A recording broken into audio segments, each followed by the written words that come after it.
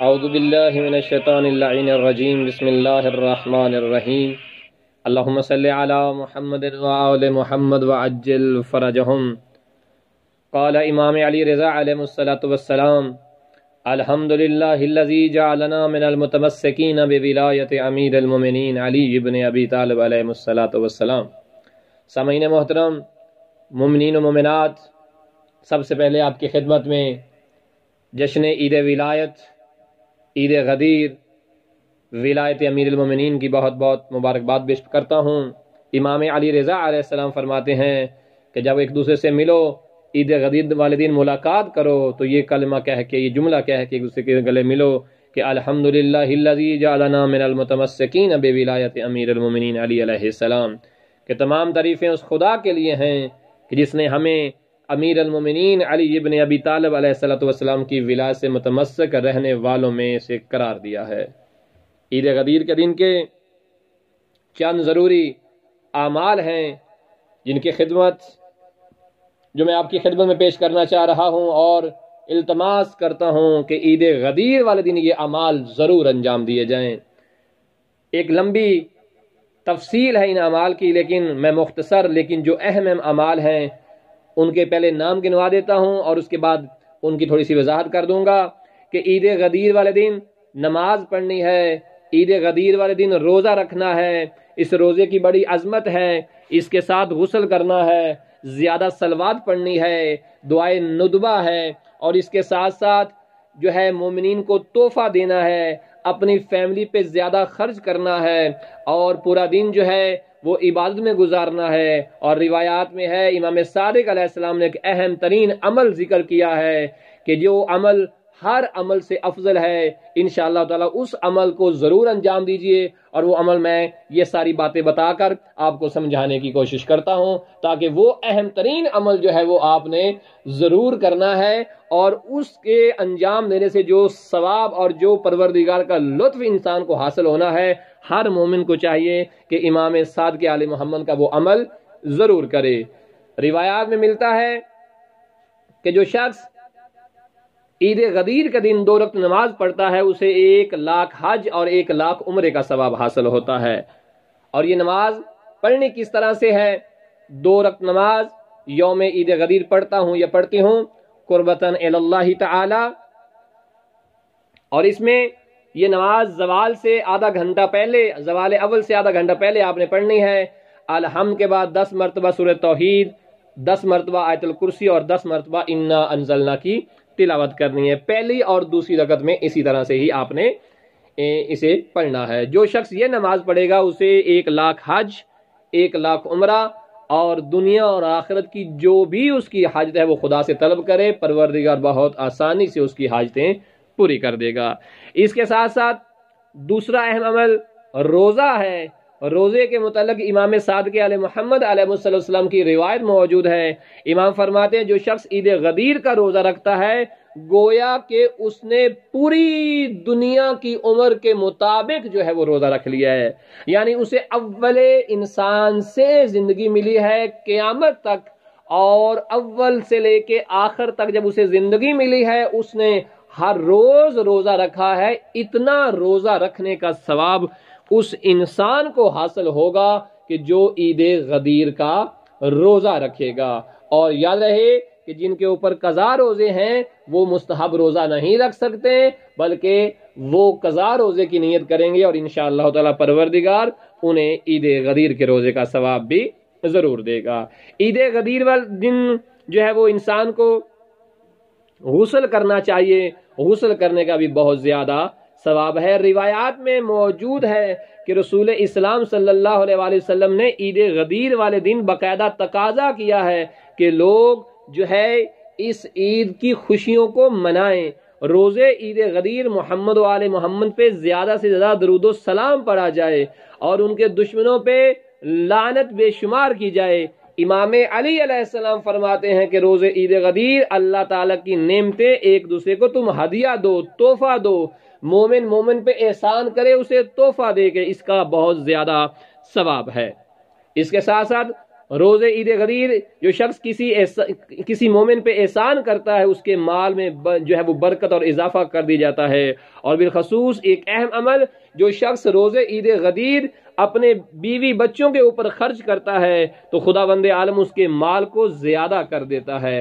بہت زیادہ ثواب ہے اپنی فیملی کے اوپر انسان اپنی حیثیت کے مطابق خرچ کرے اور پروردگار کی بارگاہ میں جو ہے وہ زیادہ سے زیادہ اجر اور ثواب پائے۔ روز عید غدیر خداوند عالم کے شکر اور اس کی حمد و ثنا کرنے کا دن ہے۔ امام صادق فرماتے ہیں کہ اس دن پروردگار نے امر ولایت کو نازل فرمایا ہے، لہذا بہترین عیدوں میں سے ایک بہترین عید یہ دن 18 ذی الحجہ کا دن ہے کہ جس دن آپ اور ہمارے مولا علی علیہ السلام کی ولایت کا اعلان ہوا تھا۔ امام علی علیہ السلام نے ایک مرتبہ روز عید غدیر کے دن فرمایا تھا کہ جب تم جشن سے اپنے گھر واپس جاؤ تو اپنے اہل و عیال کے حالات میں بہتری پیدا کرو اور اپنے بھائیوں کے ساتھ نیکی کرو، ایک دوسرے کے ساتھ نیکی کرو تاکہ خداوند عالم تمہاری الفت اور محبت برقرار فرمائے۔ عید غدیر کی بہت زیادہ اہمیت ہے۔ من کنت مولا فہذا علی مولا جیسا عظیم فرمان رسول اسی دن کے ساتھ خاص ہے۔ اور امام صادق فرماتے ہیں عید غدیر کا دن عبادت اور نماز کا دن ہے، اللہ کی بندگی میں اس دن کو گزارو۔ کیوں؟ اس لیے کہ عید غدیر والے دن مومنین کے اعمال قبول ہوتے ہیں۔ اور عید غدیر کا سب سے بڑا عمل جو ہمیں کرنا چاہیے وہ یہ ہے کہ عید غدیر والے دن ہمیں کوشش کرنی چاہیے کہ ہم اپنے کسی مومن بھائی کو کھانا کھلائیں۔ روایات میں ہے کہ جو مومن کو عید غدیر والے دن کھانا کھلاتا ہے گویا اس نے تمام پیغمبروں کے برابر اور تمام مومنوں کے برابر جو ہے ایک مومن کی دعوت کر کے تمام پیغمبروں اور مومنوں کی دعوت کرنے کا ثواب حاصل کر لیا ہے۔ اپنی حیثیت کے مطابق ضرور مومنین کو کھانا کھلائیے، مومنین کو تحفہ دیجیے، اور اگر کچھ بھی نہ کر سکیں تو مومنین ایک دوسرے کے ساتھ خندہ پیشانی سے پیش آئیں، ایک دوسرے سے ملاقات کر کے مولا علی علیہ السلام کی ولایت کی مبارکباد دیں۔ اور امام علی رضا علیہ السلام ارشاد فرماتے ہیں کہ جو شخص روز عید غدیر مومنین کی زیارت کرے اور ان کے دیدار کے لیے جائے تو اللہ تعالیٰ اس کی قبر پر 70 نور نازل کرے گا اور اس کی قبر کو وسیع کر دے گا پروردگار۔ ہر دن 70,000 ملائکہ اس کی قبر کی زیارت پہ آئیں گے اور اس کو جنت کی بشارت دیں گے۔ لہٰذا مومنین کے ساتھ ملاقات بھی ضرور کیجئے۔ اگر کسی مومن نے روزہ رکھ لیا ہے تو اس مومن کے روزے کی افطاری کروائیے۔ روایات میں ملتے ہیں مولا علی علیہ السلام فرماتے ہیں جو شخص روز عید غدیر کسی روزہ دار کو افطاری دے گویا اس نے 10 فعام جو ہیں ان کو افطاری کی ہے۔ ایک شخص نے اٹھ کر عرض کے مولا فعام کیا ہوتا ہے؟ آپ نے فرمایا فعام سے مراد 1,00,000 پیغمبر، 1,00,000 صدیق اور 1,00,000 شہید ہیں۔ ہاں تو کتنی فضیلت ہوگی اس شخص کی جو چند مومنین اور مومنات کی کفالت کر رہا ہو۔ پاس میں بارگاہ الہی میں اس شخص کا ضامن ہوں کہ وہ کفر اور فقر سے امان میں رہے گا۔ لہٰذا روز عید غدیر کا جو روزہ ہے اس کی افطاری کرائیے۔ یہ عام دن نہیں ہے، روز عید غدیر یعنی 18 ذی الحجہ بہت عظیم تاریخی مناسبات بھی رکھتا ہے۔ حضرت جناب موسیٰ نے اپنے جانشین یوشع ابن نون کی ولایت کا اعلان اور ان کے وسیع ہونے کا اعلان کیا تھا۔ جناب حضرت عیسیٰ نے شمعون کی ولایت کا اعلان کیا تھا۔ جناب سلیمان نے آصف برخیہ کو اپنا وزیر بنایا تھا۔ جناب موسیٰ نے جادوگروں پہ غلبہ حاصل کر دیا تھا۔ اور عید غدیر کا ہی وہ دن ہے کہ جب جناب ابراہیم علیہ السلام پر اللہ نے آگ کو سلامتی والی ٹھنڈک کے ساتھ ٹھنڈا کر دیا تھا۔ مومن کرام یہ وہ اعمال ہیں کہ جو ہمیں کرنے ہیں۔ جو شخص اس دن عید منائے گا، خوشی کا اظہار کرے گا، پروردگار اس کے مال میں برکت پیدا کر دے گا۔ اللہ تعالیٰ نے رسول اسلام سے فرمایا علی ہدایت کا پرچم ہے اور میرے اطاعت گزار بندوں کا نور ہے۔ جو علی سے محبت کرے گا وہ مجھ سے محبت کرے گا، اور جو اس کی اطاعت کرے گا گویا اس نے میری اطاعت کی ہے۔ مومنین کرام، سرکار مولا علی علیہ السلام کی ولایت کا جشن منائیے۔ مولا امام علی علیہ السلام کی ولایت کے دن جو اعمال بتائے گئے وہ اعمال کیجئے، اور ہر وقت بالخصوص یوم عید غدیر خدا کی بارگاہ میں دعا کیجئے کہ پروردگار ہمیں ولایت اہل بیت کے ساتھ متمسک رہنے کی توفیق عنایت فرمائے، آمین۔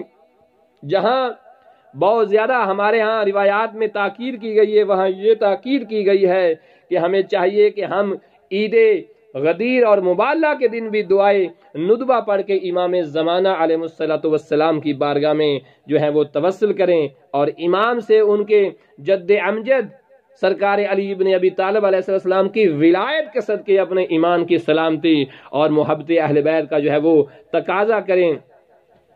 چھٹے امام نے عید غدیر کے دن لباس کے لحاظ سے کوئی تاکید فرمائی ہے۔ روایات بتاتی ہیں، امام فرماتے ہیں کہ عید غدیر والے دن صاف ستھرا اور اعلیٰ ترین لباس پہنو، اس کے پہننے کا بہت زیادہ ثواب ہے۔ لہٰذا عید غدیر والے دن امام فرماتے ہیں کہ جو انسان خوشی کا اظہار کرتا ہے، بندگی پروردگار کرتا ہے، خدا اس کے مال میں اضافہ کر دیتا ہے۔ اور یہاں تک بھی کہا گیا ہے کہ کسی شخص نے 8ویں امام سے پوچھا تھا کہ عید غدیر کے دن مومنین آپس میں ملاقات کریں تو کیا کہیں؟ فرمایا شکر ہے اس خدا کا جس نے ہمیں ولایت امیر المومنین کی طرف رجوع کرنے والا قرار دیا ہے۔ یہ دعا مانگے مومن جب مومن سے ملاقات کرتا ہے۔ سامعین محترم، مومنین کرام، عید غدیر بڑی عظیم عید ہے۔